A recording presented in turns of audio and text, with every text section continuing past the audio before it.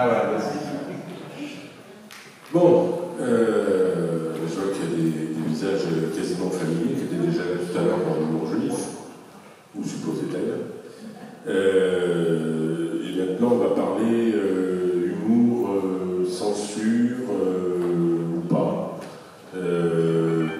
C'est le débat que vous propose Marianne avec Natacha Polony, notre directrice de la rédaction, et Étienne Kebla, qui est, qu'est-ce que je peux dire, musicologue. C'est pas un gros mot, hein. C'est pas un gros mot, hein. Musicologue, agrégé de musique, et qui a écrit un ouvrage sur, rappelez-nous, sur la chanson, mais aussi les interférences entre chansons françaises et musique contemporaine. Et je crois que vous préparez un ouvrage sur Brassens. Sur Brassens, oui. Donc on est exactement dans le cœur du sujet. Peut-être je vais ensuite céder très vite la parole à Natacha. Juste peut-être pour lancer ce débat, enfin cette conversation interrompue. Un questionnement, est-ce que nous sommes en train aujourd'hui d'assister en direct à un recul de l'expression, non pas de la liberté d'expression, mais de la création de l'expression artistique. C'est-à-dire que nous constatons aujourd'hui que au prétexte ou au prétexte éventuellement légitime de respecter des sensibilités qui semblent plus aiguisées que par le passé, sensibilité ethnique, sensibilité sexuelle, sensibilité géographique, sociale, professionnelle, eh bien on est obligé de faire très attention aux formes d'expression. Et donc le questionnement que nous allons avoir ensemble et que nous avions abordé dans un numéro de fin d'année à Marianne en 2018 et que Natacha vous présente, nous avons déjà abordé cette question. Est-ce que nous pourrions aujourd'hui, à l'époque c'était en 2018, aujourd'hui en 2022, entendre un certain nombre de chansons datant du début du siècle dernier, ou de l'après-guerre même encore, ou de l'avant-guerre. Est-ce qu'on pourrait les entendre? Est-ce qu'on pourrait les écouter? Est-ce qu'on pourrait les produire? Est-ce qu'il y aurait des producteurs de musique, des studios pour les enregistrer, des artistes pour les écrire? Vous allez voir, certaines aujourd'hui apparaissent comme insupportables peut-être, en tout cas insupportables pour certaines sensibilités, certaines oreilles. Est-ce que c'est normal? Est-ce que c'est une évolution, un cours normal des évolutions sociétales? Ou est-ce qu'on est dans une étrange époque de censure ou d'autocensure et de recul? Je vais peut-être tout de suite donner la parole à Natacha, à la fois pour vous présenter généralement le débat, et puis peut-être à travers cette question, puis ensuite Étienne nous expliquera ce qu'il en pense lui aussi. Merci beaucoup, cher Alain. En effet, nous avions choisi de traiter ce sujet-là dans Marianne, et c'est un sujet, moi, qui me passionne depuis extrêmement longtemps. Ça fait à peu près 20 ans que mon rêve est de faire une compilation des chansons qu'on ne pourrait plus chanter. Parce qu'il se trouve que c'est toutes celles que j'aime. Et ça devient, en fait, la liste des chansons qui mériteraient d'être dans cette compilation s'allonge. Et l'année où nous avions donc fait cette espèce de florilège, donc en 2018, par exemple, rien que sur la fin de l'année, il y avait eu l'opéra Carmen de Bizet qui avait été donc rejeté par l'opéra de Perth en Australie parce que ça se passe évidemment dans une fabrique de tabac, et ça c'est quand même assez gênant, ça n'est pas bien fumé. Et pendant ce temps-là, à Milan, c'était le metteur en scène Léo Muscato qui avait changé la fin parce que, évidemment, il y a un féminicide, c'est atroce, et donc, non seulement il avait supprimé le féminicide, mais c'était Carmen qui poignardait Dangereuse. Ce qui, évidemment, pour la cause des femmes, fait une avancée extraordinaire. Et cette même année, je me souviens, c'était fabuleux, il y avait un débat aux États-Unis autour d'une chanson de 1948 qui est un classique absolu des chants de Noël qui s'appelle Baby, It's Cold Outside. Et quel était l'objet du délit? Eh bien, c'est que cette chanson raconte donc l'histoire d'un homme qui est avec une femme dans une pièce. Visiblement, il cherche à la séduire, et donc il cherche tous les moyens de la garder près de lui.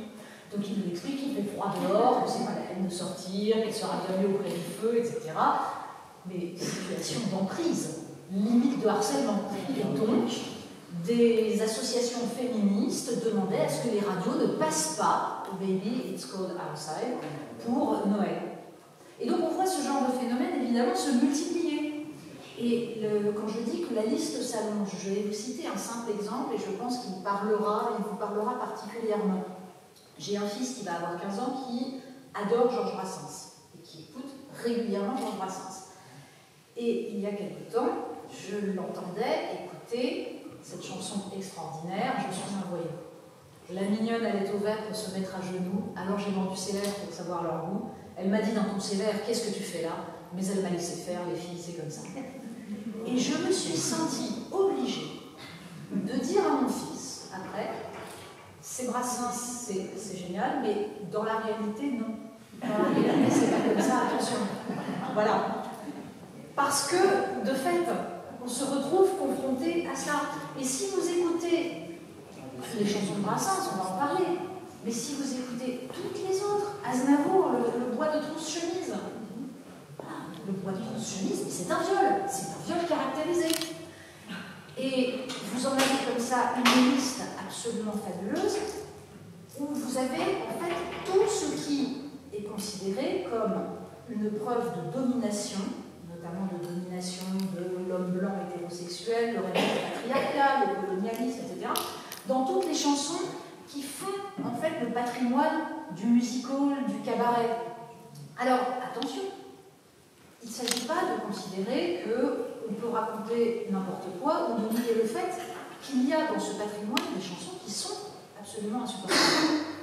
Je peux vous en citer. Alors, il y en a une, par exemple, qui a eu énormément de succès, une chanson de Georgius qui s'appelle La noce à Rebecca. La noce à Rebecca, c'est une chanson d'un antisémitisme, mais absolu, qui a eu un succès totalement dingue. Je crois que c'était, j'ai plus la date en tête, je crois que c'est 1921. Oui, non, 1928, voilà. 1928. Et cette chanson aligne à peu près tous les clichés sur les juifs. Sauf qu'elle a eu tellement de succès qu'elle était passée dans tous les mariages juifs. Enfin, les juifs la passaient et trouvaient ça génial. Et ça, c'est le rapport avec le débat d'avant. Voilà, c'est bien, c'est parce que j'ai un art de la transition absolument fabuleux. Et d'ailleurs, comme les choses sont compliquées, Georgius, en fait, est sans doute celui qui a écrit la chanson la plus violente contre Hitler, qui s'appelle Il travaille du pinceau, où il se fichait de ce mauvais peintre qui, évidemment, pourrissait l'existence. Donc, voilà. Mais de fait, cette chanson-là, on ne pourrait plus la passer, et à juste titre. Mais de même qu'il y en a une qui date de 1912, de Félix Mayol à la Martinique, qui est d'un racisme et d'une bêtise absolument confondante. Ça n'a aucun intérêt, c'est bête, c'est idiot, c'est méprisant. Voilà. On n'est pas en train de parler de ça. On est en train de parler de toutes les chansons qui sont touchantes, qui sont drôles, qui sont belles, qui nous parlent d'une forme d'humanité extrêmement proche. C'est-à-dire que ce sont des chansons pour beaucoup qui parlent de relations à la fois simples, à la fois tragiques, ou en tout cas dans des milieux extrêmement populaires. Si vous prenez toutes les chansons, les histoires de putes abandonnées par des marins, c'est en général d'une nostalgie, d'une tendresse absolument fabuleuse. Ça reste quand même, quand on est abolitionniste sur la prostitution, eh bien ça reste une apologie absolument insupportable de la prostitution. Et Dieu sait qu'il y en a, si vous prenez le répertoire d'Edith Piaf, vous n'avez que ça. Voilà. Et la question est de savoir, est-ce qu'aujourd'hui on peut écouter ça et comment l'écouter? C'est exactement la question de Tintin au Congo. Est-ce qu'il faut lire Tintin au Congo? Est-ce qu'il faut le faire lire à des jeunes? Est-ce qu'il faut... Sachant que moi je classe plutôt Tintin au Congo comme à la Martinique, c'est-à-dire dans les trucs qui n'ont pas grand intérêt, mais pour autant il vaut mieux expliquer, enfin voilà, on va en parler, comment on fait pour expliquer cela. En revanche, toutes les chansons qui aujourd'hui vont être considérées comme véhiculant une forme de patriarcat, on en fait quoi? Moi, une chanson que je trouve une des plus drôles du répertoire français, avec Pauline Carton, avec sa voix de fausset extraordinaire, c'est Les Palétuviers. Les Palétuviers, moi ça avec les enfants, ça me fait pleurer de rire. Donc, c'est un duo. L'amour se fruit défendu vous est donc inconnu. À cela se peut-il, gentil petit bourgeon d'avril? Et la fille qui répond non, je ne l'ai jamais vu ni connu, mais je veux rattraper, vois-tu, tout le temps perdu. Et donc, il y a un duo avec des espèces de jeux d'allitération sur les palétuviers qui sont extrêmement drôles avec cette fille qui est une fausse ingénue, qui évidemment n'a qu'une envie, c'est d'aller sous les palétuviers pour. Voilà. Bon, le gentil petit bourgeon d'avril, c'est tellement drôle, c'est tellement mignon. Mais évidemment, c'est un rapport homme-femme qui n'est pas exactement celui qui est prôné aujourd'hui. Bon, on pourrait aligner les exemples comme ça. Sur le colonialisme, rien que la petite tonkinoise. Évidemment, ça évoque un moment de l'empire colonial français, une façon aussi de faire passer cette idée d'un empire colonial pour quelque chose de normal. Et que ça, c'est profondément gênant. Mais cette chanson, chantée par Joséphine Baker, parce qu'il y a plusieurs versions en fait. Au départ, c'est une chanson où c'est un homme qui chante. Mais la version de Joséphine Baker, avec cette voix, avec un grain extraordinaire, et là, ce serait quand même d'une tristesse sans nom de s'en passer. Et la question est de savoir s'il ne faut pas plutôt expliquer, recontextualiser. Or, on s'aperçoit aujourd'hui, on a des gens qui considèrent qu'il faut interdire, que c'est choquant, que ça n'est pas tolérable. Pourquoi? Parce que ça pervertit la jeunesse. Parce qu'en fait, c'est ça. On a des ligues de vertu. Et ces ligues de vertu considèrent que les jeunes gens ne sont pas suffisamment intelligents pour recontextualiser, mais qu'il faut évidemment les protéger de ces choses absolument insupportables. Alors, à ce compte-là, là aussi, Serge Gainsbourg disparaît totalement de tous les états. Voilà, donc on va en évoquer parce que, encore une fois, ces chansons sont belles, sont drôles.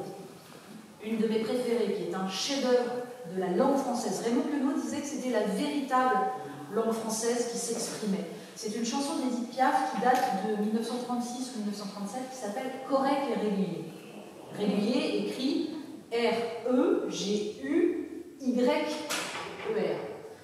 Alors, je vous fais le début. Le grand Totor qui emménage avec Totoche, qui la filoche et la défend, c'est pas un mec à la mi-temps poisse à la manque qui fait sa planque comme un fainéant. Non. Comme un chef d'administration, il organise la production. Le nécessaire, le superflu, tout est réglé, tout est prévu. Donc en fait, c'est un macro avec sa pute. Il contrôle évidemment ce que fait Totoche et il engrange l'argent et il compte. Sauf que quelquefois, Totoche essaye de resquiller. Et là, évidemment, le macro, le barbeau, contrôle. Et comme il dit, qu'on soit bourgeois, barbeau, prince ou n'importe quoi, chacun son bien, chacun son dû, sans ça, la morale est foutue. Donc il va voir le mec avec qui est allé Totoche. Parce que, de toute façon, quand elle essaie de resquiller, évidemment qu'il lui cogne dessus. Mais après, une fois qu'il lui est cogné dessus, il lui colle du taffetas gommé, il dit blessé en service commandé, c'est un accident du métier, demain tu n'iras pas travailler parce que moi tu sais, correct et régulier. et évidemment, il se retrouve devant Totor, qui voilà, il lui aurait s'expliquer, l'autre lui dit mais je comprends pas, évidemment, avec la Totoche on est d'accord, je lui file 100 balles dans le corridor, elle m'a jamais rien donné, bon bah tu peux y aller, mais elle va dire oui, parce que moi correct et régulier. Bon, vous imaginez bien. C'est pas exactement le genre de truc qui est très recommandé, mais en termes de langue française entièrement en argot, c'est fabuleux. Et surtout, et c'est là où je voudrais en dire, vous avez remarqué la dimension comique de toutes ces chansons.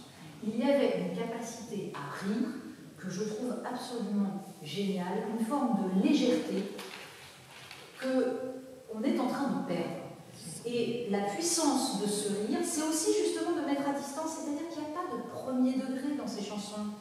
On est dans aussi une forme d'humour sur les clichés que l'on véhicule. Et je ne parle même pas des chansons, par exemple, d'un chansonnier qui s'appelle Odette, qui était une star du musical dans l'entre-deux-guerres, et qui, par exemple, chantait donc cette chanson qui s'appelle Bouffez-nous.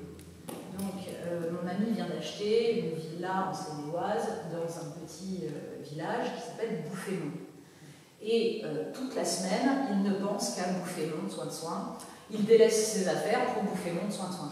Et la chanson, évidemment, de la part de Odette, qui était qui se travestissait, et quand vous l'écoutez, d'une drôlerie fabuleuse, une façon de jouer avec l'homosexualité sans le dire, sans le nommer, eh bien, c'était extrêmement intelligent. Et vous en avez des tas, des chansons de ce genre-là qui, justement, parlaient de l'homosexualité, sous couvert d'humour, et qui, en même temps, du coup, imposaient une forme de normalité. Donc, il y avait quelque chose d'extrêmement intéressant aussi là-dedans. Mais je crois que la dimension du rire est la dimension, sans doute, la plus essentielle, et celle qu'il faut mettre en avant aujourd'hui.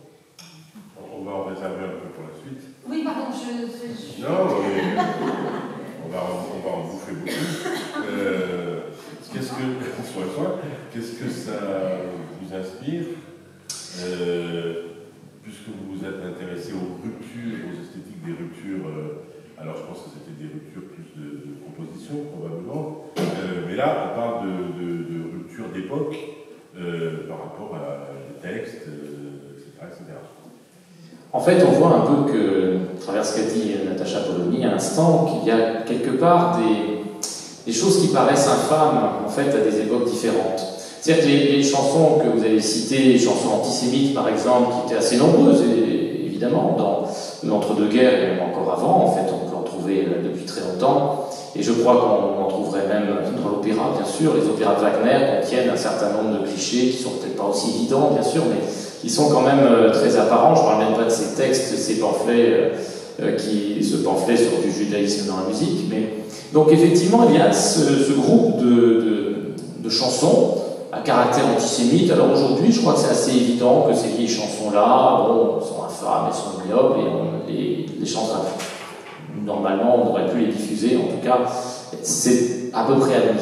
Et il y a un autre groupe de chansons, ça c'est plus récent, je crois, la prise en compte de cette infamie, ce sont les chansons de type colonialiste. Effectivement, pendant très longtemps, on a trouvé ça assez normal de chanter Madame Quinoise par les Chevaliers, par exemple, et puis d'autres chansons de cette espèce également. Et puis aujourd'hui, eh bien, on voit que ça devient de plus en plus compliqué, y compris d'ailleurs dans des chansons dans des musiques qui ne sont pas des chansons. Par exemple, Debussy, le Petit Nègre de Debussy, aux États-Unis, certaines écoles de musique qui l'interdisent.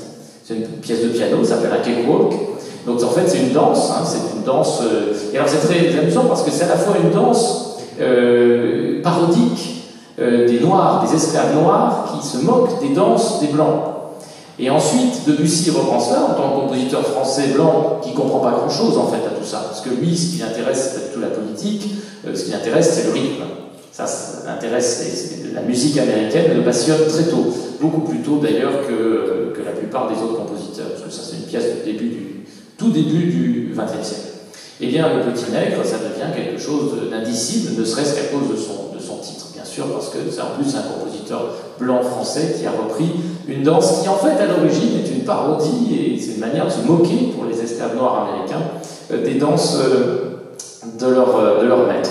Donc, en fait, c'est une danse anti-esclavagiste, quelque part. Voilà. Mais, aujourd'hui, bon, c'est difficile. Alors, il y a un troisième groupe, qu'a souligné aussi Natacha Polony, je crois, sont les chansons qui sont à caractère, on pourrait dire, sexuel, à caractère patriarcal en tout cas, et qui mettent en évidence cette dimension-là. Et là, je crois qu'aujourd'hui, on les découvre en fait, parce que pendant longtemps, on ne les a pas entendus, on ne les a pas entendus comme tels, on ne les a pas lus, on ne les a pas entendus comme tels. Et effectivement, Brassens, malheureusement, dans beaucoup de ses chansons, quand même, parce qu'il y en a énormément de chansons qui sont concernées par ce type d'attitude, mais aussi la plupart des grands chanteurs, on pourrait penser aussi à Léo Ferré, on pourrait penser d'une certaine manière aussi, comme vous l'avez cité, à Aznavour, bien sûr. Et donc, ces chanteurs-là, qui sont des chanteurs parfois assez récents, effectivement, ça devient un peu difficile peut-être de les défendre dans certains contextes, dans certains cadres. Alors, est-ce qu'il faut les expliquer? C'est délicat, parce que s'il faut une notice qui est plus longue que la chanson pour expliquer que la chanson, il ne faut pas la prendre au premier degré, parce que, attention, ça me fait penser à ces notices, vous savez, de ces micro-ondes, où les Américains avaient demandé qu'on écrive qu'il ne fallait pas mettre le chien à sécher dedans. Parce qu'au cas où, ça pourrait mal se passer pour lui, mais il faut tout dire presque dedans pour se couvrir. Alors, est-ce que dans une radio, il faudra prononcer un certain nombre d'avertissements? Est-ce qu'il faudra écrire aussi des pages d'avertissement? Alors je sais que sur Tintin au Congo, il y a des éditions comme ça qui le font, hein, on en a parlé effectivement. Mais pour les chansons, c'est plus compliqué parce que le temps est compté. Chanson, c'est 2-3 minutes, 4 minutes, allez, certaines sont un peu plus longues, mais guère davantage. Alors s'il faut une explication qui fasse la moitié du temps de la chanson, ça devient quand même tout de suite compliqué et un peu, quelque part, un peu frustrant aussi de se voir infliger ce genre de choses. J'ajouterais également qu'il y a des chansons qui prennent aujourd'hui, qui sont encore diffusées, et notamment un genre musical qui est très concerné par la diffusion de chansons à caractère antisémite parfois, très fréquemment homophobe, très fréquemment bien sûr machiste, c'est le rap.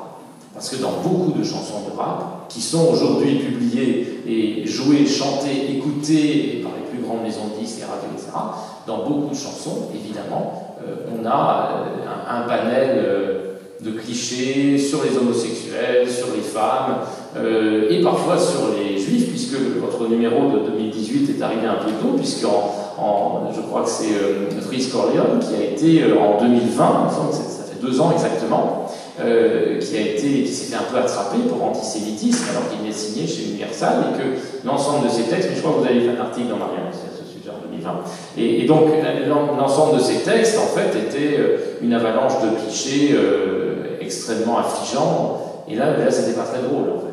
C'est ça le problème, c'est que c'est vraiment complètement au premier degré, et là effectivement il y a un souci parce que si dans un article de l'année dernière un journaliste de Mediapart s'émeut des chansons patriarcales de Brassens qui ont 50 ou 60 ans et qui sont drôles, aujourd'hui, pourquoi ne s'émeut-il pas alors de l'avalanche de tubes de rap qui sont homophobes, sexistes? Le débat est lancé.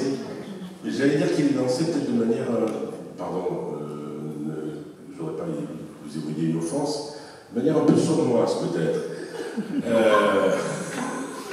C'est-à-dire que vous utilisez la dimension qui peut apparaître insupportable pour beaucoup de gens et de certaines sensibilités, pourquoi pas d'ailleurs les nôtres, hein, Natacha,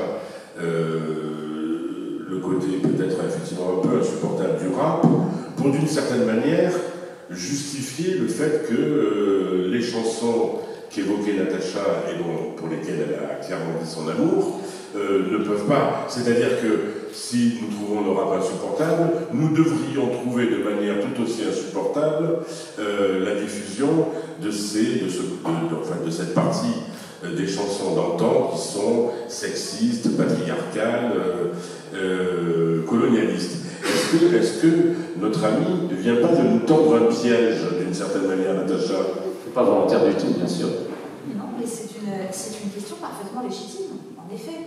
Elle se pose d'ailleurs de différentes manières, puisque moi j'ai le souvenir de ce débat sur un rappeur qui appelait au meurtre des flics, et évidemment la défense, ceux qui défendaient ce rappeur avaient tout de suite dit, mais enfin,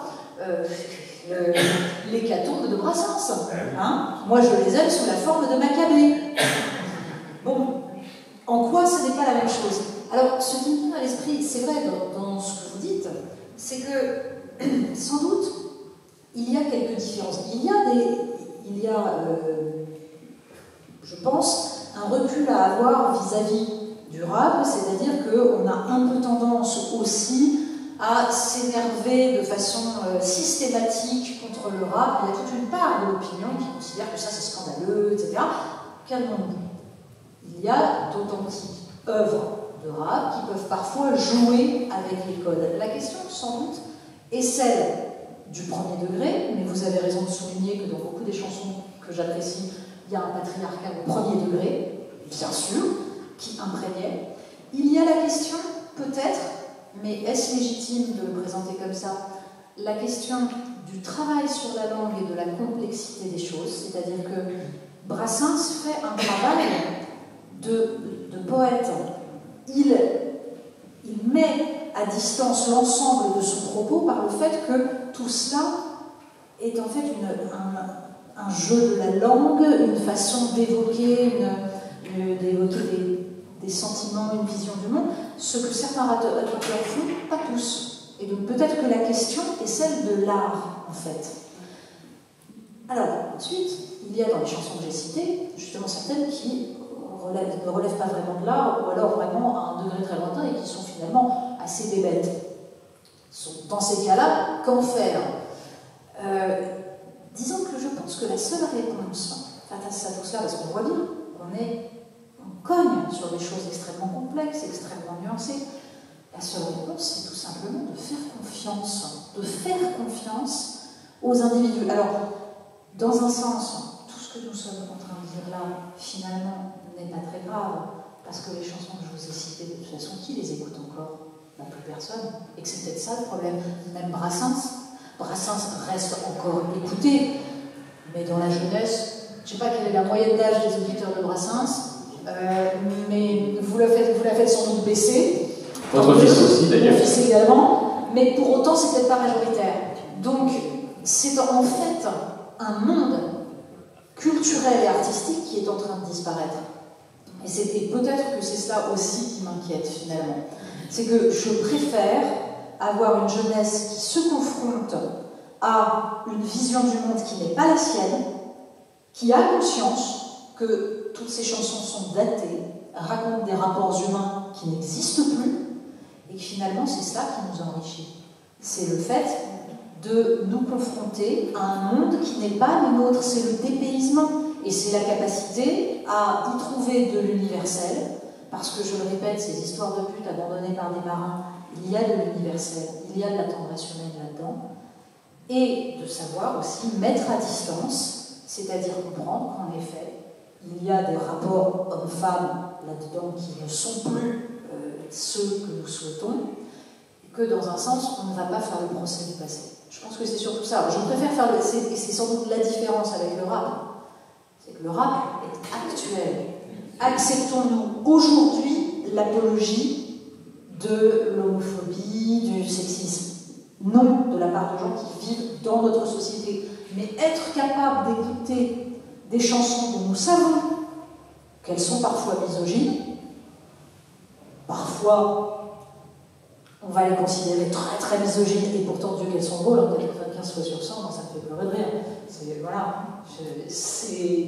Est-ce que c'est misogyne 95 fois sur 100? Est-ce que c'est pas surtout est-ce que c'est pas aussi l'état des consciences aujourd'hui qui, de toute manière, d'une certaine manière, annule la portée que vous dites insupportable de ces chansons? Car l'état des consciences sur ça fait que, somme toute, il y a une forme, je pense qu'elles sont accueillies avec une relative dérision par ceux qui les entendent. Oui, je le suppose, et d'autant plus que ceux qui les entendent, comme vous l'avez bien souligné, sont souvent ceux qui les ont entendus lorsqu'elles ont été créées, donc ou peu après leur création. Donc, effectivement, il y a aussi une question d'âge, de génération. Certainement, tout cela c'est très passionnant, mais je voudrais dire aussi que parfois il y a des chansons qui paraissaient tout à fait anodines ou tout à fait drôlatiques, pas forcément mémorables, et qui peuvent aujourd'hui choquer même les personnes qui les ont chantées. Très récemment, Lio a déclaré, par exemple, qu'elle ne supportait plus la chanson Banana Split, non pas parce qu'elle est nulle, ce qui pourrait être déjà en soi une bonne raison, mais d'abord, et c'est ça qui était très intéressant, d'abord parce que pour elle, elle considérait que c'était une apologie de la pédophilie, et qu'elle avait fourni, très involontairement, bien sûr, elle avait fourni en chantant cette chanson, elle avait fourni des arguments pédophiles au Duval de l'époque, au Masnev de l'époque, qui étaient les pédophiles, qui œuvraient dans un courant comme ça, parce que c'est vraiment début des années 80, pour légitimer une forme de pédophilie. On se souvient d'ailleurs de la pétition de Libération, puis il y avait un autre texte dans le Monde aussi, à peu près dans ces mêmes années, autour de 1980, 1980-81, et aujourd'hui elle se dit, mais non, c'est une chanson qui est insupportable finalement, pour ces raisons-là. Et les sucettes à l'ami, bon, on en parle évidemment. Alors là, en plus, c'était involontaire. Elle a chanté ça, la pauvre, elle ne s'en rendait pas compte. Donc c'est encore pire. Mais quand on regarde les chansons de Gainsbourg, Lemon Incest, bon, c'est quand même très, très douteux, hein, tout cela. Bon, on voit bien qu'ici, la place de Charlotte Gainsbourg aussi, une place délicate. Hein. Oui, mais... Non, pardon, je t'en prie. Je suis entièrement d'accord avec cette question-là, qui est la question de savoir qui écrit les chansons. Et c'est une question importante. Encore une fois, je pense que le problème de Lio est surtout que la chanson était nulle. Mais simplement, Cette question-là, elle se pose par exemple pour une chanson que moi j'aime beaucoup de Joséphine Baker, qui s'appelle « Je voudrais être blanche ». Toutes les chansons à cette époque-là étaient écrites en fait par des hommes blancs. Et cette chanson peut paraître aujourd'hui extrêmement raciste. Je suis sûre qu'elle serait interprétée comme telle. Et pourtant, je pense, je suis même certaine, que Joséphine Baker savait très bien ce qu'elle chantait. Et que cette chanson est extrêmement touchante parce que, certes, elle dit je voudrais être blanche, pour moi quel bonheur si mes seins et mes hanches changeaient de couleur. Elle raconte de façon assez drôle, voilà, pour changer de couleur, je me suis roulée dans les avalanches, etc. Mais ce stratagème de la zéro. Et la fin de la chanson, c'est le soleil nous dort, moi c'est la chaleur de mon cœur qui me colore, faut-il que je sois blanche pour vous plaire mieux. Et c'est finalement, je pense, une façon qu'elle avait de se réapproprier les clichés qu'on lui faisait chanter. De même d'ailleurs qu'elle jouait avec son personnage de femme noire avec sa ceinture de banane, et qu'elle savait, là aussi, certes, au départ, ça lui était imposé, mais elle se l'est approprié, elle l'a retourné contre ceux qui auraient pu en faire une apologie de la domination raciale. Et je pense que dans le rapport homme-femme, c'est la même chose. Elle jouait avec la séduction. Donc la question est aussi celle-là. Qui chante de quelle manière? Mais de fait, oui, beaucoup d'auteurs de chansons ont utilisé des chanteuses pour assouvir leurs propres fantasmes, bien entendu. Et de ce point de vue-là, oui, France Gall, en effet, a été l'instrument de cela, et ça n'est pas très élégant pour elle, même si la chanson est quand même une chanson assez géniale, et que je pense que justement il y aurait eu de la part de France Gall une possibilité de s'en saisir. Et c'est là où on touche à autre chose qui me semble important, c'est aussi la capacité des femmes, notamment, ou de tous ceux qui peuvent être ce qu'on appelle désormais dans le vocabulaire contemporain les dominés, à justement s'amuser avec ces clichés. Ce qui me frappe dans les chansons que je trouve intéressantes de tout ce répertoire, c'est que très souvent, il y a une capacité des femmes à jouer avec le désir. Et que le problème n'est pas de chanter Annie, elle me les sucette à l'Annie. Le problème est qu'aujourd'hui, on trouve ça choquant, alors que on pourrait citer cette chanson absolument extraordinaire de Colette Renard, Les Nuits d'une demoiselle. Mais on va pas la citer. Bien sûr, mais si, je ne peux pas l'interpréter, je n'ai pas la gorge, mais que c'est bon d'être demoiselle, car le soir, mon petit lit, quand l'étoile Vénus étincelle, quand doublement tombe la nuit, je me fais sucer la friandise, je me fais caresser le gardon, je me fais empeser la chemise, je me fais picorer le bonbon, je me fais farcir la motelette, je me fais couvrir le ribondin, je me fais gonfler la bouffette, je me fais donner le picotin, et toute la chanson est comme ça. C'est d'une inventivité, c'est absolument génial. Là encore, on atteint à la poésie, on touche la poésie, le jeu avec la langue française, et ça se termine par ce pied de nez que je trouve extraordinaire, mais vous me demanderez peut-être, parce qu'en plus, elle chantait ça, donc tranquillement assise à une table, en train de se faire les ongles, avec une forme de mépris. Mais vous me demanderez peut-être ce que je fais le jour durant. Oh, ça tient un peu de l'être. Le jour, je baise, tout simplement. C'est absolument formidable. Et ce qui m'attriste, c'est de voir à quel point il peut y avoir dans les courants féministes actuels qui dénoncent le patriarcat de ces chansons, un côté, j'allais dire cul serré, qui m'effleure. C'est-à-dire que moi, une femme qui fait l'apologie de la débauche, moi je trouve ça génial, et je trouve que France Gall aurait dû se saisir de cette chanson plutôt d'être traumatisée, d'avoir été victime en effet d'une mauvaise blague. C'est toute la question, est-ce qu'on doit faire un tri tardif? Évidemment, cette chanson de Colette Renard, vous serez d'accord pour nous dire qu'on peut la diffuser aujourd'hui, qu'elle correspond parfaitement à la mentalité contemporaine. Mais alors, il faut faire le tri. Les mêmes chansons qui, à l'époque de Colette Renard ou de l'écriture de cette chanson, je ne me rappelle plus qui l'avait écrit, je crois qu'on l'a indiqué. Oui. La musique est de Michel Breton, c'est ça, c'est Guy Breton. Voilà, Guy Breton. Les mêmes chansons qui à la même époque sont rétrogrades. Alors on fait le tri, mais qui fait le tri? Comment? Enfin, ça me semble compliqué ce dispositif qui ferait le tri entre ce qui était acceptable et ce qui ne serait plus acceptable aujourd'hui et ce qui le serait. Et surtout, qui décide de ce qui est acceptable? Qui décide? Ça, c'est la plus grande difficulté, parce que est-ce qu'il y a un comité de censure qu'il faudrait prévoir? Bon, ça semble complètement invraisemblable, hein, bien sûr. Et puis, je voudrais élargir aussi la question à un certain répertoire qu'on connaît mal, mais qui est très connu des mélomanes, des musiciens, notamment de musique savante, c'est le répertoire des chansons du XVIe siècle.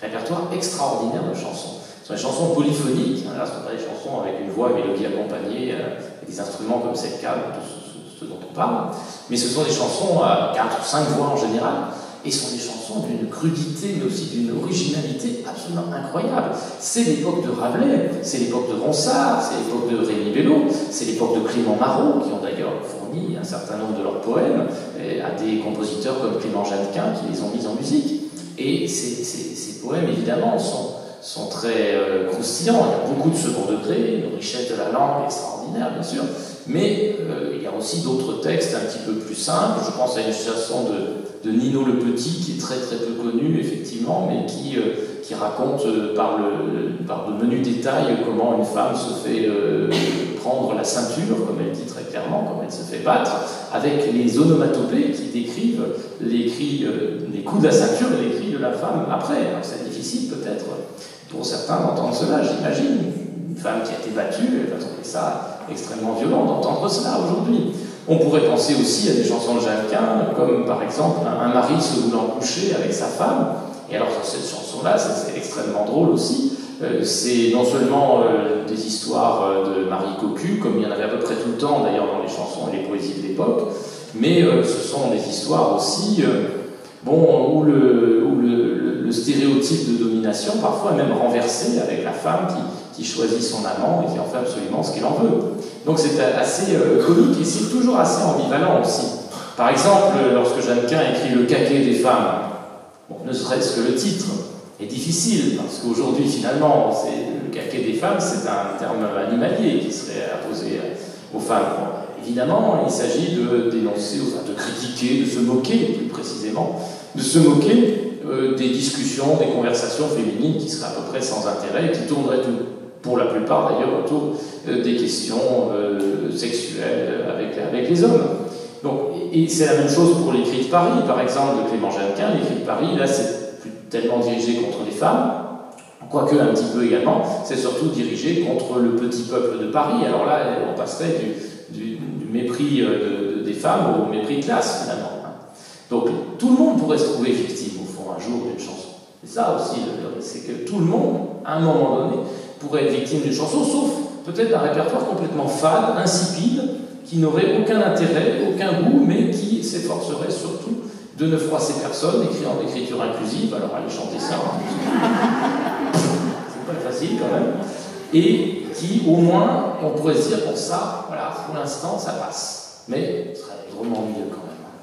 Mais justement, Natacha, je pense qu'on touche là à ce qui, moi, me semble être l'absurdité de cette démarche. Et comment peut-on se sentir victime de textes qui sont écrits ou au XVIe siècle, ou au début du XIXe, ou même après-guerre. Enfin, on faisait la comparaison avec le rap, mais encore une fois, les textes qui vantent le patriarcat ou qui promeuvent le patriarcat, ils sont écrits à leur époque.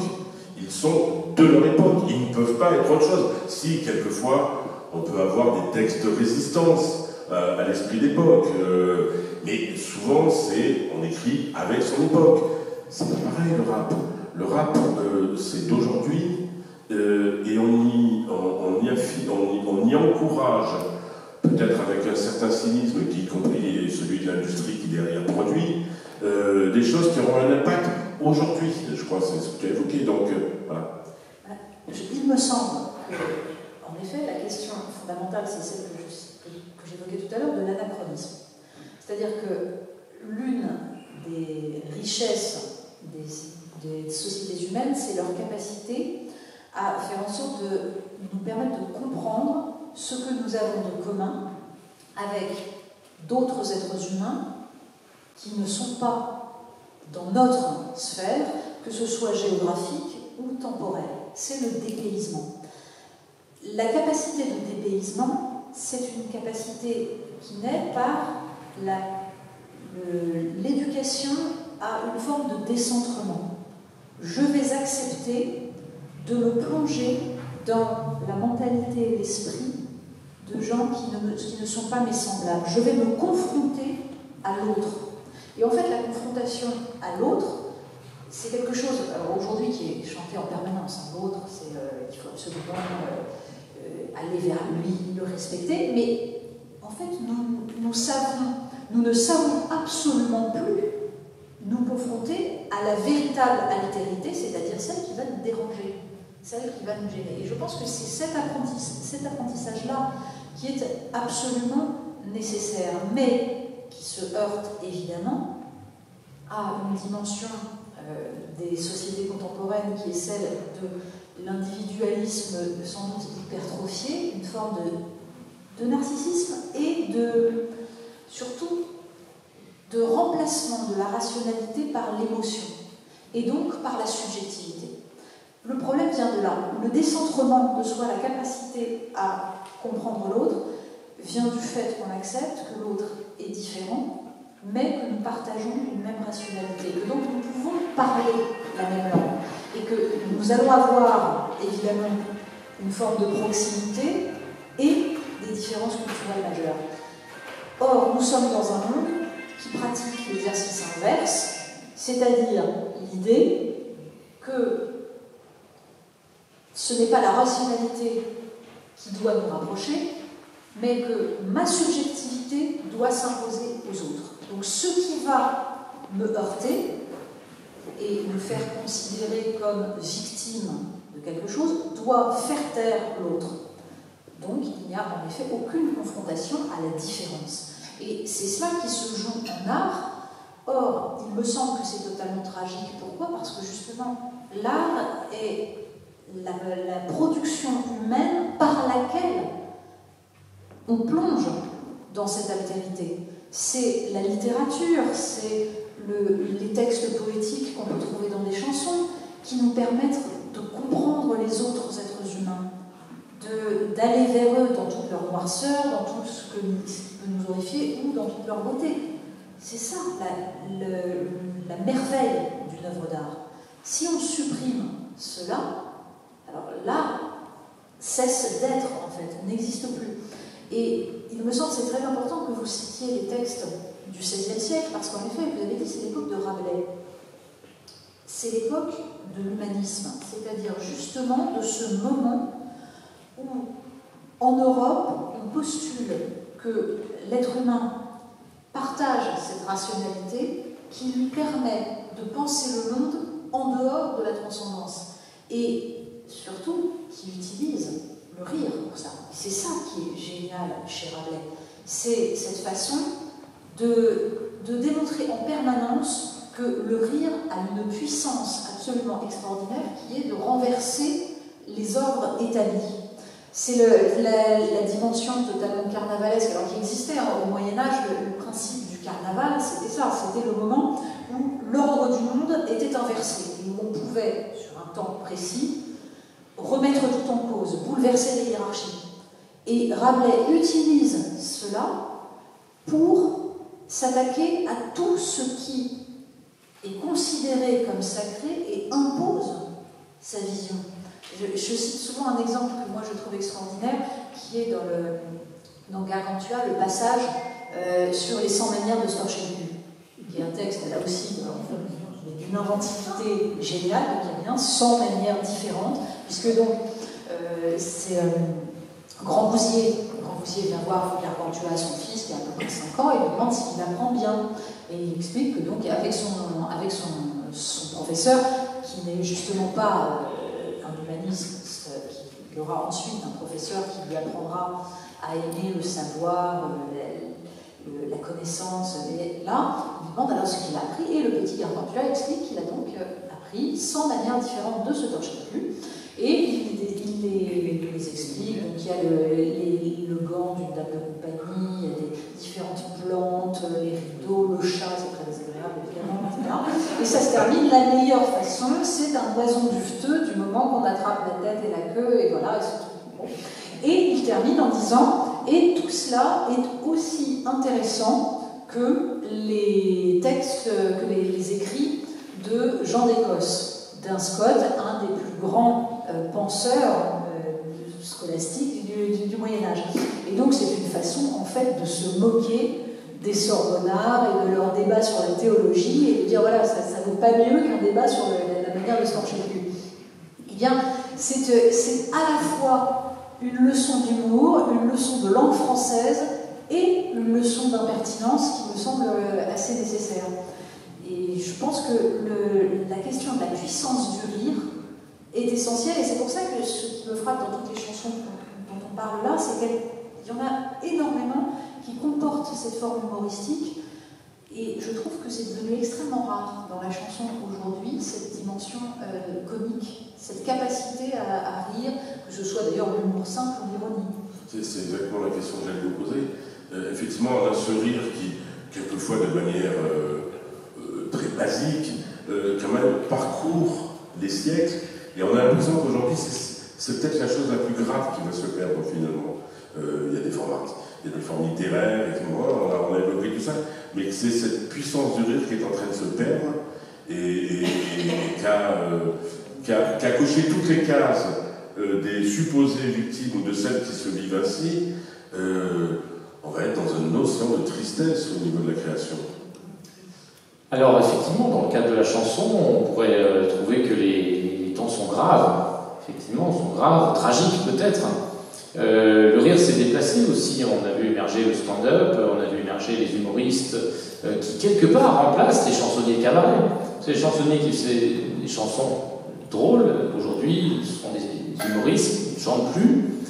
Quoique, Gad Elmaleh parfois, dans sa chansonnette, enfin, il reste quand même quelque chose parfois dans certains sketchs. Mais on voit aussi des imitateurs, par exemple, comme Laurent Gérard, qui sont des imitateurs à voix aussi.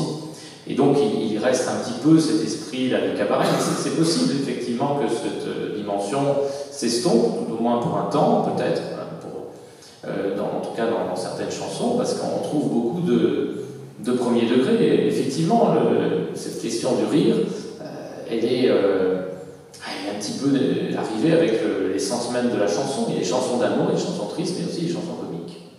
Faisons simple, c'est quoi une chanson aujourd'hui conscientisée? Alors je ne me rappelle plus le titre, c'est une chanson c'est une locale, on peut en parler, Clara Luciani, c'est ça? Sa chanson sur le harcèlement des femmes.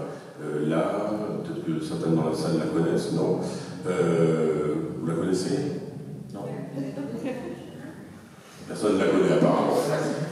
Voilà, donc, elle est vraiment le symbole de la chanson contemporaine, conscientisée, répondant à une sensibilité particulière. Oui, et puis dans le domaine de l'écologie, je pense aussi à Mickey 3D, par exemple, dans son album Respire, par exemple. Bon, voilà, là, c'est aussi, c'est pas très drôle, hein, mais c'est sûr, mais bon, c'est effectivement tout à fait de notre actualité. Oui, mais justement, je pense que nous pourrons peut-être tomber d'accord sur le fait qu'il n'y a rien de pire que quand l'œuvre d'art, justement, veut être consciente et délivrer un message, que ce soit un message moral ou que ce soit un message politique. Je dirais, Éluard et Aragon sont d'immenses poètes, enfin les odes à Staline, c'est quand même assez nul. Et c'est vrai dans tous les domaines. Donc là, la cause était mauvaise, mais quand la cause est bonne, en général, c'est pas mieux. Même pour les barrages, sur oui. Et simplement, il me semble que la question de savoir si les chansons doivent servir une cause se pose. Or, toutes les chansons que nous entendons, que nous évoquons là, ne servent qu'une seule cause, celle de l'art, de la poésie, de l'humanité en fait. C'est une façon de raconter l'être humain. Et il me semble que Brassens, c'est la quintessence de cela. Et donc, venir juger justement sa forme d'humanité, plutôt que de comprendre que c'est une évocation de toute l'humanité dans toutes ses dimensions, à la fois, j'ai en tête évidemment parmi les plus belles chansons Pauvre Martin, des choses comme ça, qui sont bouleversantes, et puis à côté de ça, des chansons en effet qui sont provocantes, qui là pour le coup peuvent déranger aujourd'hui. Il me semble qu'il n'y a rien de pire que de croire que l'art en général et la chanson en particulier, qui est, pour reprendre le terme de Gainsbourg, peut-être un art dit mineur, devrait servir à délivrer un message.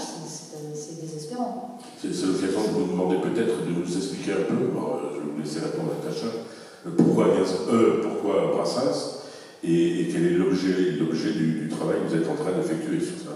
Oui, alors justement, je voulais répondre sur Brassens parce qu'effectivement, il a donné exactement votre réponse. Il a dit l'art engagé, l'art de propagande, je laisse ça aux autres. Voilà.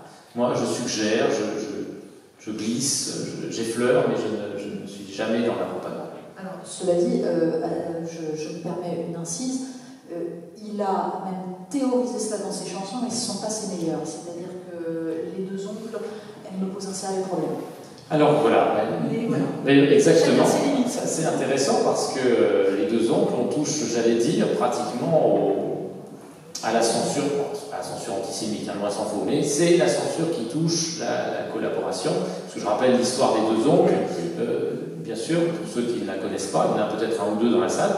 Donc effectivement, les deux oncles, Brassens dit, en tout cas le narrateur dit, qu'il avait deux oncles, l'un qui préférait les Américains et l'autre qui préférait les Allemands. Et donc effectivement, il les met sur le même plan. Voilà, tout à fait sur le même plan. Il trace un signe égal. Alors j'ai une chanson qui a fait scandale, parce que c'est pas aujourd'hui qu'on la découvre. Elle a fait scandale, elle a suscité des articles courroucés à la fois du Figaro et de l'Humanité. Il faut le faire quand même. Hein. Donc, et si Marianne avait existé, peut-être, on ne sait pas. Mais bien entendu, je pense, et en même temps, il aurait fallu qu'on se retienne, parce que justement, ça rentre dans le cadre. Vous voyez, c'est là où on voit que chacun, nous avons nos limites et notre sacré, et il faut savoir accepter qu'on touche à ça. Mais Jean-François Kahn et toi-même auriez ajouté limite, mais hors de question de le censurer. Évidemment. Oui, bien sûr, bien sûr. Mais c'est vrai que cette position-là, qui était pour Brassens une manière de s'affranchir aussi d'une espèce de culte absolu des résistants, parce qu'on était à la fin, je ne sais plus exactement de la date, mais je crois que c'est la fin des années 60, enfin 69 qu'elle est sortie.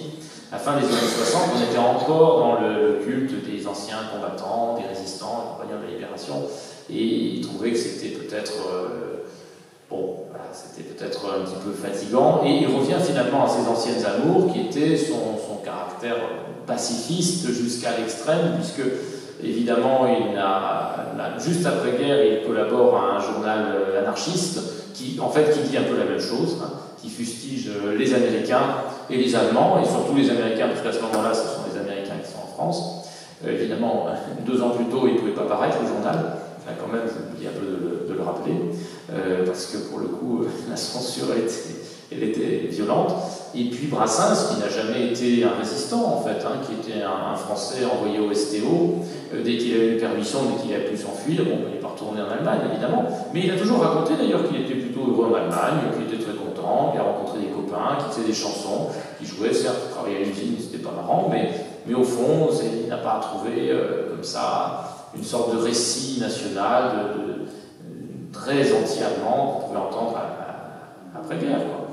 Donc c'est vrai que c'était un peu dérangeant, ce Brassens-là. Alors je rebondis en présentant un petit peu mon travail sur Brassens, qui est d'abord un travail musical, parce qu'il y a un peu plus de 200 références en français sur Brassens, d'ouvrages, dont d'ailleurs le centenaire Brassens de l'année dernière n'a fait que rajouter encore des éléments. Il y a beaucoup de biographies, il y a beaucoup de témoignages, il y a des explications littéraires, il y a des explications sociologiques, il y a des ouvrages qui traitent de cette question-là, Brassens et des femmes, ça commence à venir aussi.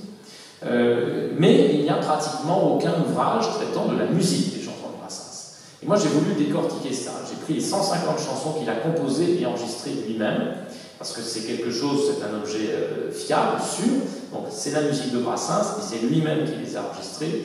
Donc ces 150 chansons, eh bien, on s'aperçoit qu'elles ont un style particulier, qu'il y a bien une musique, une manière de faire suivre les accords qui lui est très personnelle, et que cette manière-là, d'ailleurs, évolue au fil des années. Ça n'est pas tout à fait la même manière qu'il a à la fin des années 40, quand il commence à composer, qu'au tout début des années 80, juste donc avant sa disparition. Donc cette évolution-là, elle est intéressante. Et puis j'ai essayé de montrer aussi, bien sûr, ces modèles. On a beaucoup parlé de Django Reinhardt, le jazz manouche, qui était l'un des grands modèles de Brassens, bien sûr. Mais il peut accessoirement en y avoir quelques-uns aussi, quelques autres. Et puis, dernière chose, j'ai abordé la question des relations entre le texte et la musique, qui ne sont pas prédominantes chez Brassens. C'est-à-dire qu'il y a des auteurs qui font ce qu'on appelle le figuralisme, c'est-à-dire qui mettent vraiment en exergue des mots avec un signifiant musical très précis. Ça n'est pas tellement le cas chez Brassens, mais ça arrive quand même de temps en temps. Il y a une chanson très intéressante, justement, et là, tout à fait conforme à l'esprit du temps, c'est Tonton Nestor. Parce que Tonton Nestor, je suis sûr que Natacha Polony... Bien sûr. Tonton Nestor, vous avez mis la zizanie aux noces de Jeannette, et c'est en fait le tonton a le mauvais goût de pincer les fesses de la mariée. Et la mariée se retourna et souffleta flic-flac, le garçon d'honneur qui par bonheur avait une tête à claque. Voilà. Mais au lieu de lui attendre, elle soupira maman et le père lui dit non mon petit, ce n'est pas le moment. Donc c'est assez amusant, cette chanson, elle décrit en fait une sorte de harcèlement, d'agression sexuelle, vous savez, l'oncle un peu gênant, un peu déglingué, bon, et elle sent, vous en connaissez tous, hein, je suis sûr. Donc dans les mariages c'est fréquent, et donc le personnage comme ça gênant est souligné par des accords à chaque fois très particuliers, un petit peu dissonants d'ailleurs et très troublants. Et cette chanson se divise en plusieurs strophes, plusieurs couplets, et il module, il change de tonalité, ce qu'il fait très rarement. Dans ces chansons très rares, il change de tonalité, comme pour aller vers, en montant comme ça, pour aller vers quelque chose de complètement aigu, de complètement absurde, de complètement ridicule finalement dans cette attitude. Et c'est une chanson de dénonciation des agressions sexuelles, tout simplement. Avec une drôlerie, bien qu'elle abusa du droit d'être fessu, en la pinçant, tonton Nestor, vous nous avez déçus.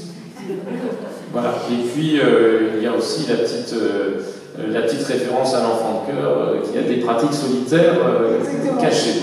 Bon, enfin, il y a aussi tout l'anticléricalisme de Brassens qu'on trouve dedans. Donc vous voyez, c'est assez drôle en fait, parce qu'on trouve beaucoup de choses très variées chez Brassens, et musicalement surtout, ce que je voulais dire, c'est que c'est peut-être un peu technique, mais c'est très intéressant de voir comment il y a une sorte de rhétorique musicale, tout simplement. Il y a une rhétorique de la musique. Il y a une manière de construire un discours musical qui lui est propre, alors qui n'est pas forcément dénué d'influence, au contraire, bien sûr, mais qui est extrêmement intéressante et qui fait qu'il y a une unité derrière les chansons de Brassens, une très forte unité derrière, évidemment, guitare, contrebasse, on a compris, hein, l'instrumentation aussi, mais la construction musicale, mélodique et surtout harmonique, elle est vraiment très forte et très cohérente. Et les mélodies sont très complexes, c'est très difficile à chanter. Hein. Brassens, je suis fait petit dans une poupée, c'est vraiment une mélodie difficile.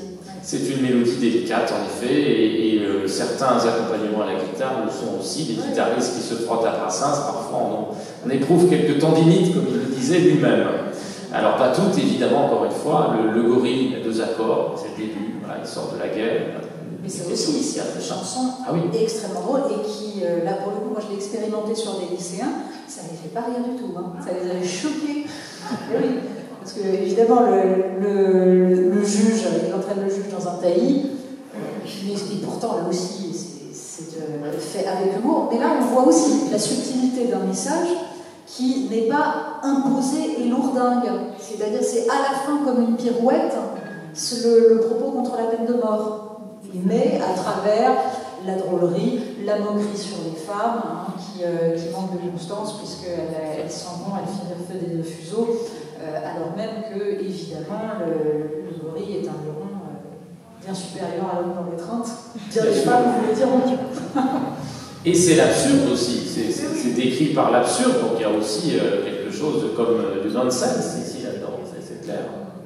Puisqu'on évoque la question de l'anticléricalisme, c'est une des questions compliquées aujourd'hui. On a un récent sondage qui montre qu'une majorité de lycéens considèrent qu'il ne faut pas s'en prendre aux religions. Et évidemment, non pas évidemment d'ailleurs, ou plutôt il faut ajouter que la religion à laquelle on ne doit surtout pas s'en prendre aujourd'hui, c'est l'islam. Est-ce qu'on peut concevoir des textes qui, de la même manière que Brassens ou d'autres, je pense par exemple à la Marseillaise anticléricale, aujourd'hui, eh bien, ferait de l'anticléricalisme sur l'islam? Est-ce que c'est tout simplement concevable de les écrire, de les entendre sur une radio, etc., etc. En fait, la réponse était dans la réponse est dans la question. Oui, mais le problème qu'il pose, par contre, on peut... Oui, bien entendu. Bien entendu. Pourquoi? Parce que, justement, il serait nécessaire de transmettre cette culture de la chanson anticléricale, qui est un genre à part entière en France. Et là aussi, qui commence au XVIe siècle et qui se développe ensuite. C'est-à-dire que c'est un des fondements de la culture française que de remettre en cause, se moquer des religions. Et ça m'évoque en fait ce documentaire qui avait été fait sur Charlie Hebdo après la parution des caricatures de Mahomet. Et on voyait Cabu effondré parce que, en fait, les jeunes gens accusaient Charlie Hebdo de ne s'en prendre qu'à l'islam. Et Cabu, qui toute sa vie s'était moqué du catholicisme en mettant des papes avec des croix dans le cul, des choses, enfin des trucs épouvantables, tombait des nues de s'apercevoir de l'inculture absolue des gens qu'il avait en face de lui. Et on ne peut pas combattre ça. Et c'est encore le cas aujourd'hui. C'est-à-dire que vous avez des jeunes gens, des lycéens, qui sont persuadés que Charlie Hebdo ne s'en est jamais pris qu'à l'islam, alors même que c'est infime. Et donc, cette tradition de la chanson anticléricale est en train de disparaître. Cette culture-là, en effet, à part Brassens, plus personne n'écoute cette veine de moquerie contre les curés, Et pourtant, ce serait encore plus nécessaire aujourd'hui, justement, pour perpétuer, à ceci près que, bien entendu, c'est de la part de jeunes musulmans qu'il faudrait attendre des chansons contre la bigoterie de l'islam. Mais de même que, enfin, moi, ce qui me semble toujours paradoxal, c'est quand même qu'il y a des courants idéologiques qui ont trouvé Brassens génial quand il s'en prenait aux bigots, mais je ne vois pas pourquoi on devrait accepter certains bigots et pas les autres. Moi, ils me gênent tous. Oui, ça c'est certain, effectivement. Et je voudrais peut-être quand même rajouter une chose, puisqu'on n'est pas très loin de la fin, il me semble, de cette table ronde, qui d'ailleurs n'est pas ronde, mais enfin, c'est pas grave.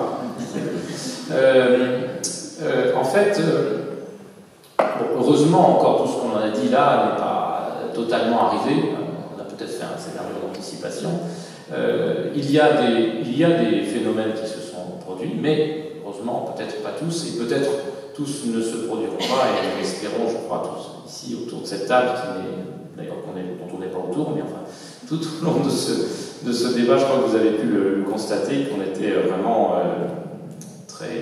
tous, je crois, choqués par l'idée d'une censure, en fait, que ce soit la réécriture des paroles, ou même carrément la suppression des chansons.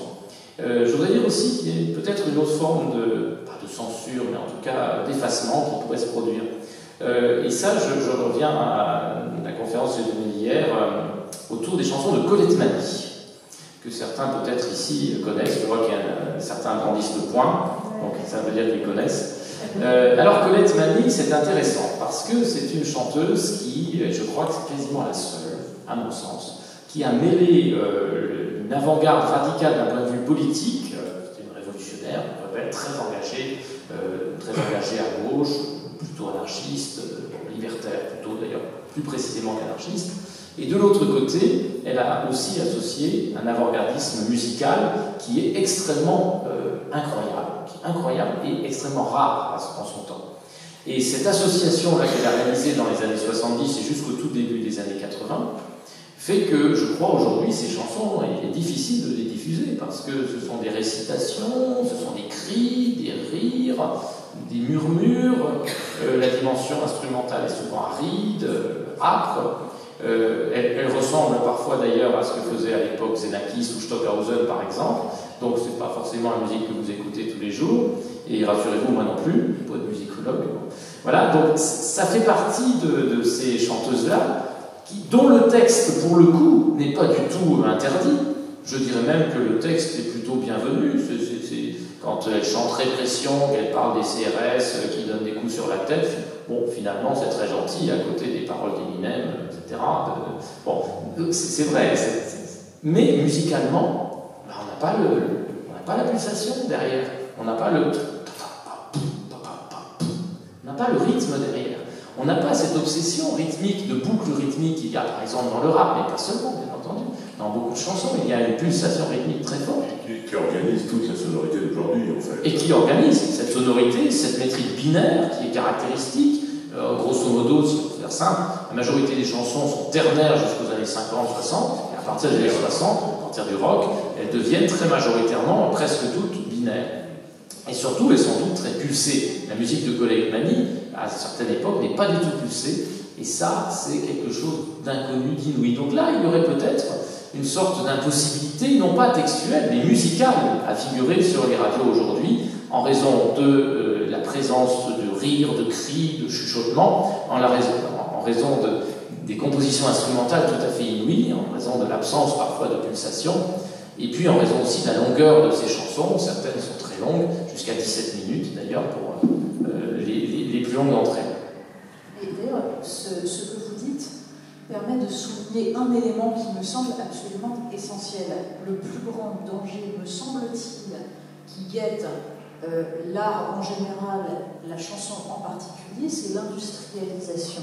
C'est-à-dire que c'est parce que c'est devenu une industrie, parce que c'est de la culture de masse qui a remplacé, dans toutes les chansons que je citais, le fait que c'était de la culture populaire.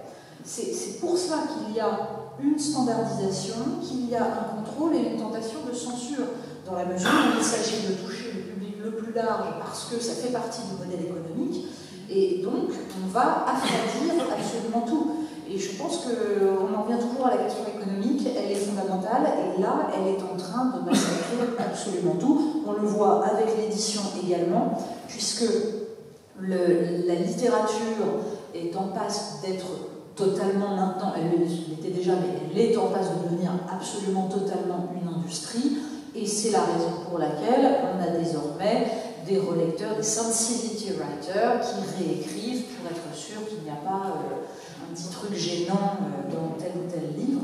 Donc on en revient là. Je pense que ça me rend profondément nostalgique. Je pense que nous avons tous regretté Miss Tinguette et sa gouaille quand elle dit sur cette terre, ma seule joie, mon seul bonheur, c'est mon homme. Il me fout des coups, il me prend mes sous. Mais voyez-vous, que voulez-vous, je suis voilà. Je suis à lui. Et je l'ai tellement dans la peau. C'est fabuleux. Au moindre mot, il me ferait faire n'importe quoi. Je tuerais ma foi. C'est extraordinaire cette chanson. Mais là aussi, voilà, c'est drôle. Si je puis me permettre de rajouter juste une réflexion, le cas de Colette-Mani, qu'à titre personnel j'adore, est très intéressant parce que je dirais que le gauchisme culturel qui règne quand même dans les grands médias de diffusion s'accommoderait parfaitement de ces textes révolutionnaires, dont certains peuvent d'ailleurs apparaître un peu datés, mais qu'effectivement la radicalité de sa musique, là, on touche aux limites de ce que le capitalisme musical industriel tolère. Donc, le cas est intéressant. Oui, effectivement, on s'est beaucoup avancé. Avant peut-être de voir s'il y a 2-3 questions dans la salle, juste 2 minutes avec Natacha sur quelque chose d'un peu plus intime. Vous aurez, je pense, remarqué à quel point Natacha est complètement cinglée de chansons françaises. Juste nous dire un peu dans ton parcours personnel, intellectuel, littéraire, ce qui t'a amené à accrocher aussi fort à une tradition qu'on peut considérer par ailleurs comme marginale. Oui, c'est pas, voilà. Étant donné ma date de naissance, c'est pas exactement les chansons que j'écoutais quand j'étais petite. On est bien d'accord.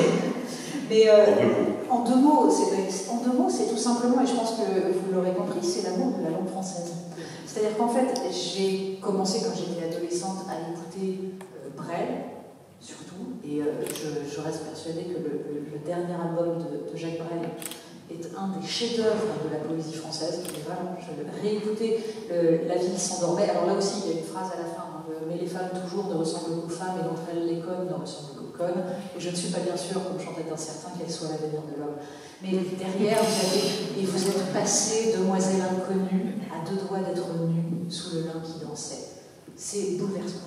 Donc voilà, j'ai commencé en écoutant ça, puis Brassens, et puis petit à petit, je suis allée explorer ces différentes chansons. J'ai eu la chance de croiser, parce que je faisais un stage au Figaro littéraire, un journaliste qui s'appelait Bertrand Dical, et qui m'a emmené dans une espèce de cabaret improbable, écouter un type, je ne me rappelle pas son nom, mais qui disait toutes ces chansons-là comme du théâtre. C'est-à-dire que le correct et régulier, les choses comme ça, il les jouait. Et c'était un spectacle époustouflant. Il jouait aussi d'ailleurs des chansons de Johnny, des choses comme ça, mais c'était totalement mal. Et j'ai commencé à explorer. Dans ces cas-là, évidemment, il faut aller regarder tout le catalogue de Frémaux et Associés, où vous trouvez toutes les chansons, la collection complète de Joséphine Baker, avec des trucs très bêtes, mais que j'adore.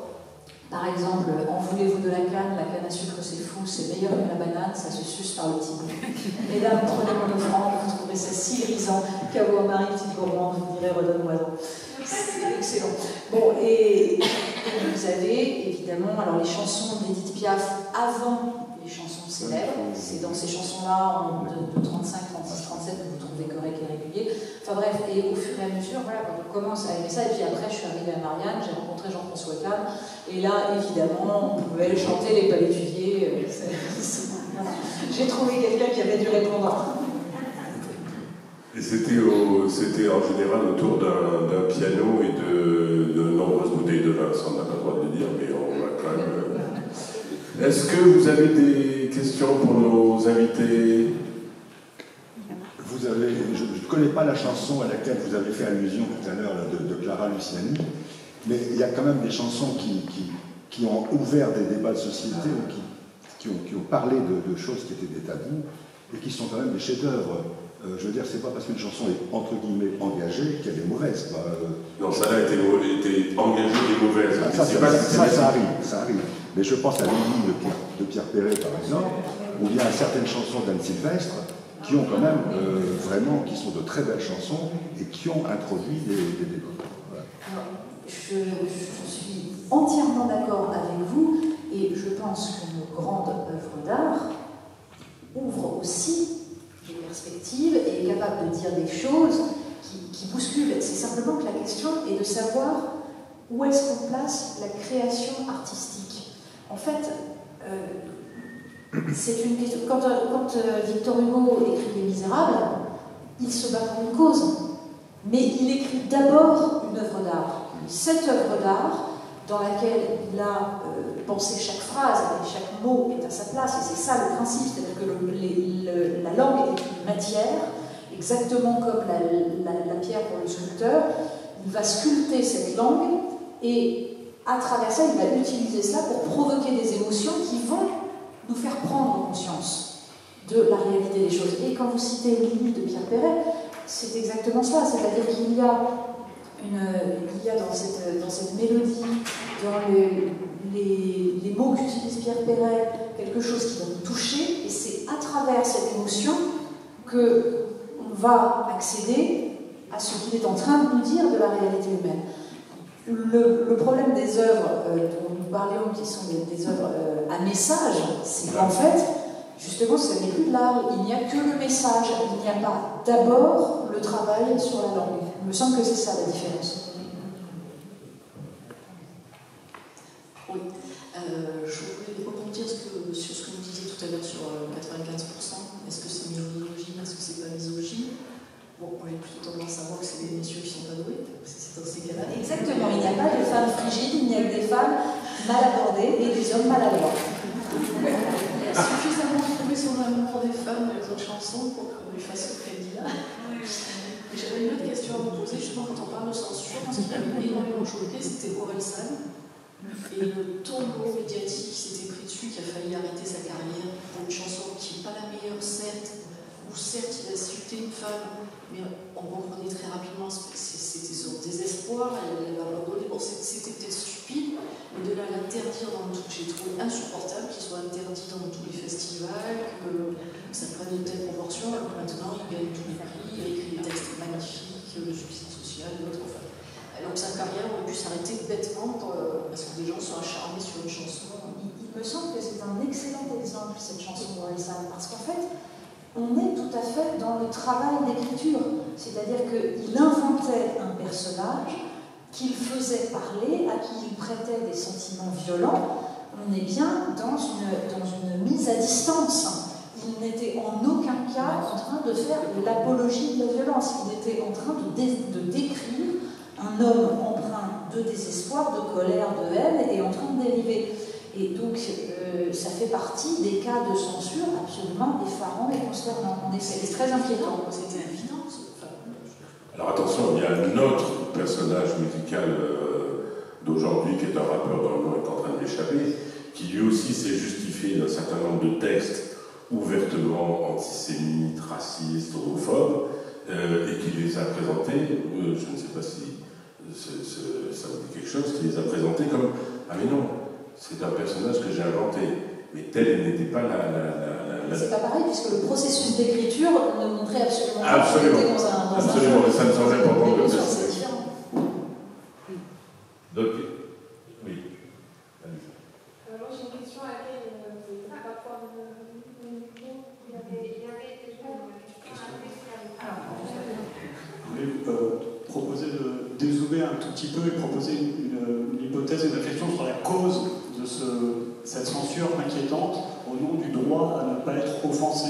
Vous voyez le cadre général. Un petit élément connexe, c'est par exemple aujourd'hui, il y a des gens pour dire qu'il ne faudrait pas étudier Platon ou Aristote parce qu'il justifiait l'esclavage. Donc on peut se dire effectivement que ça devient inquiétant.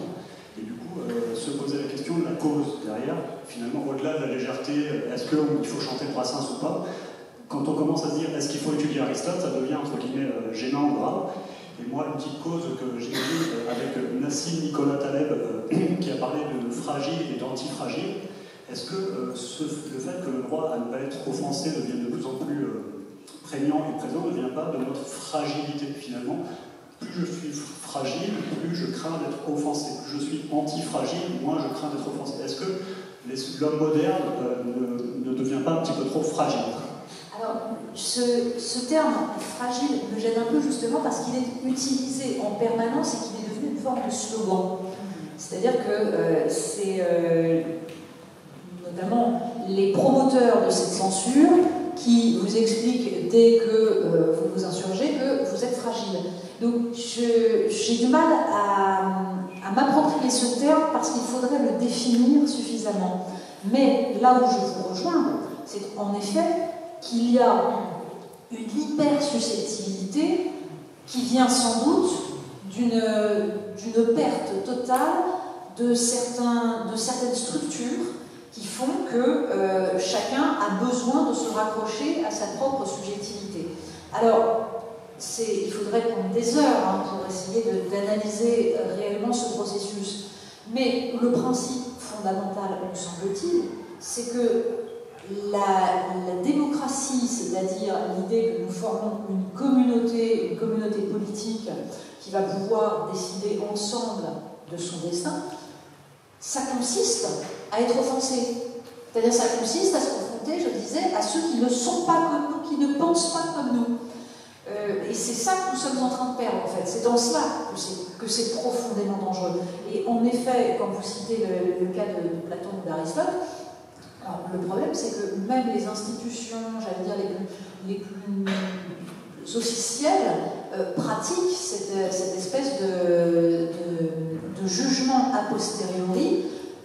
Je cite toujours dans ces cas-là le fait que quand on a voté sur le traité pour le référendum constitutionnel, avait été retiré au préalable l'exergue du texte. Cet exergue c'était juste une petite phrase qui disait « Nous appelons notre régime démocratie parce qu'il sert les intérêts du plus grand nombre et pas d'un petit nombre de citoyens ». Cette phrase est un extrait du discours aux morts de Périclès dans la guerre du Péloponnèse de Thucydide. Ça a été retiré du texte par un conseil européen des ministres des Affaires étrangères. 23 voix sur 25 ont voté pour le retrait. Les deux seuls qui n'ont pas voulu retirer cet extrait, c'était le ministre grec et le ministre chypriote. Et pourquoi ils ont retiré ce qui était donc la seule référence dans tout ce texte, qui devait être la Constitution de l'Europe, la seule référence à la culture, à la civilisation européenne et donc à une culture commune de tous ceux qui allaient voter, c'est parce que Périclès était un chef de guerre et que la démocratie athénienne, il y avait des esclaves et ça excluait les femmes. Voilà. C'est quand même consternant. Donc ça va dans le sens où vous dites, mais quand c'est même les principales instances des différents pays européens qui décident ça, ça veut dire qu'on est quand même très très mal parti. Oui, et puis j'ajouterais même quelque chose parce que, en fait, ce qui est très intéressant, c'est que vous avez d'innombrables exemples littéraires. C'est normal, c'est votre formation. J'ai quelques exemples musicaux aussi qui peuvent contrepointer cette question. Dans les universités américaines, il y a 3 ans, il y a un grand débat sur une théorie qu'on appelle la théorie schenkerienne, une théorie d'analyse. Je ne vais certainement pas rentrer dans les détails parce que c'est très compliqué. En revanche, c'est l'œuvre d'un certain Schenker, juif de son État, mais allemand aussi. Comme certains juifs allemands, ils étaient persuadés que l'Allemagne était au-dessus de tout le monde, comme beaucoup d'Allemands d'ailleurs à un certain moment, et que finalement, c'était tout à fait normal que l'Allemagne écrase non seulement l'Afrique, ce qui va jusqu'à aller pratiquement de soi, mais aussi toute l'Europe. Et encore plus les États-Unis, dont ils n'avaient pas l'air de se soucier beaucoup. Et alors, cette théorie a eu beaucoup de succès aux États-Unis dans les années 80, 90, il y avait des groupes de recherche, il y avait des revues d'analyse schenkerienne. Ici en France, on est resté un peu en dehors, et récemment, eh bien, un professeur d'université a été suspendu parce qu'il diffusait cette théorie schenkerienne, et l'accusation a été portée par un autre professeur d'université, qui était un noir américain, et qui a dit « Oui, mais vous diffusez la théorie de quelqu'un qui était colonialiste, qui était raciste, suprémaciste, et qui en plus était européen. » Ce qui pour les États-Unis, ce qui pour les Américains, ça c'est très important. Parce qu'ils se sentent eux-mêmes colonisés, quelque part, par la pensée européenne. Donc, derrière cela aussi, derrière le rejet de la Grèce antique, derrière le rejet de certains théoriciens et penseurs aux États-Unis, il y a aussi le rejet de l'Europe, qui est vraiment tout à fait flagrant. Une dernière question, peut-être? Oui, moi j'ai une question qui rejoint en fait tout ce qui vient d'être dit, mais une question un peu pratique. Comment faire pour réunir, enfin concilier, voire même réconcilier la recherche de l'universalisme, la confrontation nécessaire avec l'altérité dérangeante, comme vous l'avez appelé, et l'individualisme qui se développe et qu'on peut comprendre, comme vous avez cité aussi la femme battue qui se retrouve dans une chanson, voilà la sensibilité en fait subjective et qui amène un relativisme vraiment très fort. Mais comment on fait pour réconcilier ces deux parties? Jacques Serrano, on a 3 heures supplémentaires dans la salle. Oui, j'aime bien poser des questions mais on ne peut pas répondre. Ah ben, j'avais remarqué hier d'ailleurs déjà. Oui, mais vous avez tout à fait raison de poser la question concrète, la seule vraie question, celle que posait Lénine, que faire? Voilà. Et de fait, c'est tout à fait justifié. Quand vous dites concrètement que répond-on à une femme battue qui va considérer que c'est quand même un peu compliqué de plaisanter avec son drame. Eh bien, il me semble que déjà, très concrètement, une personne qui a été victime de sévices, de souffrances profondes, doit être aidée, accueillie, et que si la psychiatrie en France se portait un petit peu mieux, si on pouvait traiter les gens qui sont véritablement victimes de ce genre de choses, cela permettrait aussi qu'elles soient moins sensibles à tout ce qui va leur rappeler leur souffrance. Donc déjà, traitons très concrètement la souffrance plutôt que de vouloir l'effacer dans le discours, ce qui n'est pas du tout la même chose. Ça ne changera rien au sort des femmes battues d'interdire les chansons d'Édith Piaf, en fait. Ça ne leur apportera rien et il continuera à y avoir des femmes battues. En revanche, agir politiquement pour les femmes battues et avoir un accueil psychologique digne de ce nom, ça permettra ensuite qu'elles-mêmes puissent mettre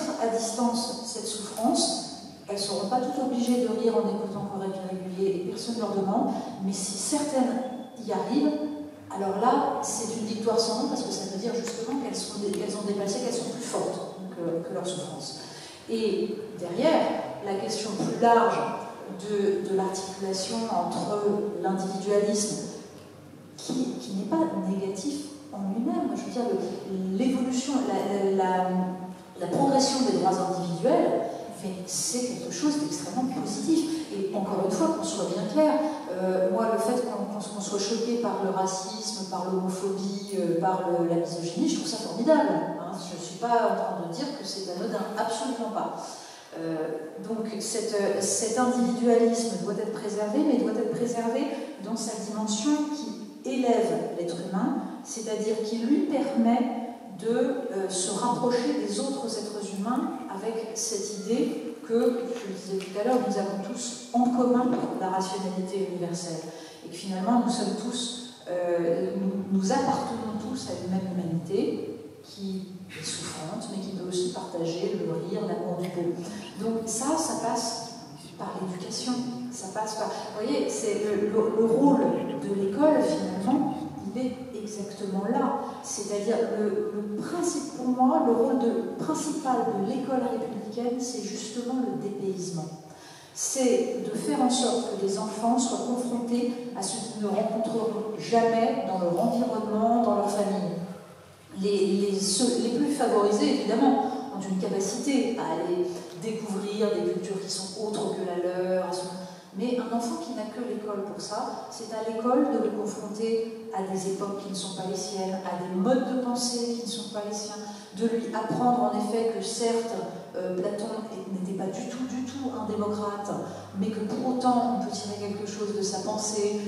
Voilà, et il me semble que si l'école réussit ce travail-là, alors on aura gagné. Le problème est que l'école ne fait pas ce travail, ne le fait plus. C'est-à-dire que nous sommes dans un processus où, au contraire, l'école considère qu'elle doit surtout ne pas bousculer les enfants et au contraire passer par ce qu'ils connaissent déjà. Je sais, j'ai des souvenirs de quand j'ai été jeune professeur et que j'avais ma tutrice, par exemple, qui me disait mais oui, il faut étudier le fantastique. Bon, moi je leur fais étudier Stephen King parce que c'est ce qu'ils lisent déjà. Voilà. Ça, c'est sûr qu'ils ne vont pas aller voir autre chose, ça ne va pas les traumatiser. Vous voyez, donc, bon, les tirer au contraire vers autre chose, c'est le rôle du professeur. Et je pense que c'est par là qu'on va habituer chacun à cette nécessité de l'humanité qui est d'accepter ce qu'il ne connaît pas, voire d'être bousculé et horrifié parfois. Ce sera la dernière. Oui, pour répondre à monsieur là, sur les offensés, John Farr, vous connaissez, il a une très belle phrase, il a dit « Aujourd'hui on est dans l'ère des assassins, parce que les assassins aujourd'hui ont gagné parce qu'on est dans l'ère des offensés. » Et c'est exactement ça. Le seuil d'offense est très bas aujourd'hui. Je dis on peut dire n'importe quoi, on se prend le pain dans la gueule, je veux dire plus rien, on ne peut plus rien dire, vous avez absolument raison. Après je voudrais mettre en bémol à Brassens, parce que Brassens, même lui, bon, c'était son tiroir caisse, lui, à Brassens. S'il n'offensait pas, personne ne venait. S'il avait chanté la chanson, le papillon, la chasse au papillon, maintenant c'est plutôt la chasse au pavillon, le pavillon de banlieue, mais s'il avait chanté la chasse au papillon, il n'aurait jamais sorti. Moi je préférais Bobby Lapointe, qui avait un génie du langage sensationnel, la saucisse, tout ça, que personne ne pourra. Alors moi je veux dire aussi, Joséphine Baker, vous avez parlé, mais elle a séquestré ses enfants, et on dit, moi ma mère, j'ai disais, pourquoi t'attends 4 ans et demi pour coucher avec quelqu'un, toi t'attends, aujourd'hui l'âge moyen il est toujours, depuis 1950, c'est 17 ans et demi le premier rapport sexuel. J'ai dit à ma mère, j'ai dit ça, moi. Elle me dit, oh, t'es trop jeune, j'ai jamais parlé, moi en mai 68 on a gueulé. C'est pas aux jeunes aujourd'hui de se rebeller là. Qu'est-ce qu'ils font? Aujourd'hui on les a pas enterrés, mais non, est-ce que vous votre fils là. Moi j'ai fait des films porno à 13 ans, hein. On allait voir pour les prostituées. Merci monsieur de votre intervention. On va peut-être conclure. Merci à tout le monde d'être venu.